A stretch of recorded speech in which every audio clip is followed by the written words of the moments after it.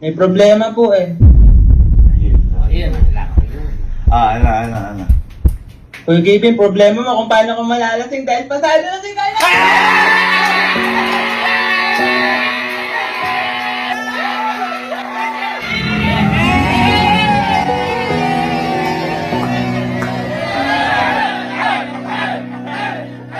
Ayan, hinihintay lang namin ngayon yung resulta ng exit interview ni Kalo. Yan. Kasi sa mga hindi ko nakakaalam, ilang araw na nag-exit interview ang kambal mo, no?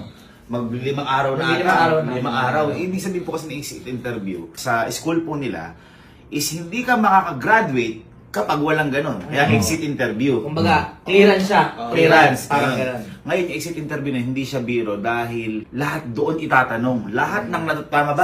Simula first umpisa. year hanggang makagrad yung final year. Ngayon, sumubok ulit si Kalo. Sabi ko nga sa inyo, pang-limang araw na to.